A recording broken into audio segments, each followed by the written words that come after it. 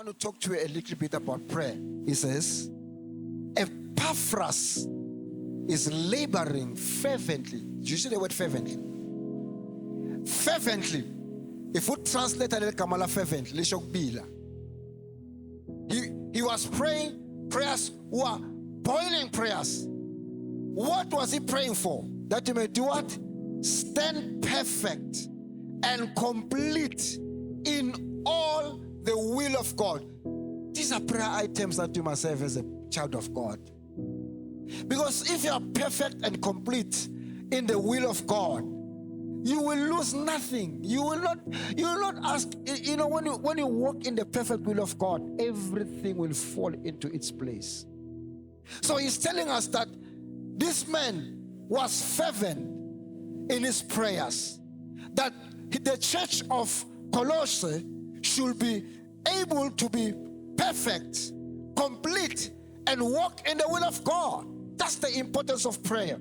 And then, speaking of Epaphras, he says in verse 17, he says, take heed, you Epaphras, that the ministry which God that you have received from the Lord, fulfill it.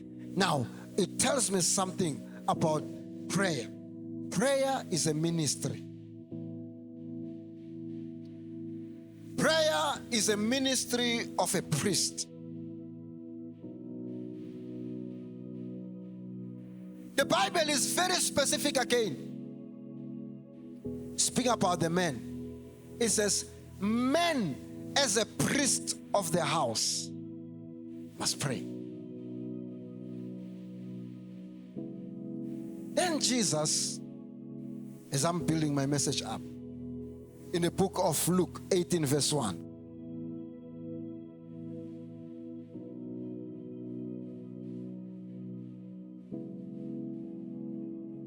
Men ought always, now notice two words there. Men always. Men always. Do you see those two words? Men always. I want to repeat. Men always. Now, he didn't say pastors. He didn't say prayer warriors, if there are any. He didn't say intercessors. He didn't say strong Christians.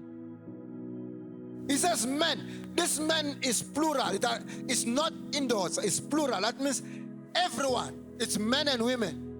He says they ought always, not sometimes. Do you see the word always there? Not sometimes. Always. Always. Men ought always to pray. This is Jesus. Then the Apostle Paul in the book of 1 Thessalonians 5:17, put that verse there. Listen to this. I'm trying to show you the importance of this ministry. It's a priestly ministry of us as believers. There's such a vast topics in the Bible talks about prayer, but today I want to come in a different perspective. I just want to bring it, because one of the things that make people to give up is because they don't understand this ministry of prayer. Are we there? Can you read? Pray how? Pray how? Pray how, Basalbam? Now, when it says without ceasing, it doesn't mean pray 24 hours a day. He says pray consistently.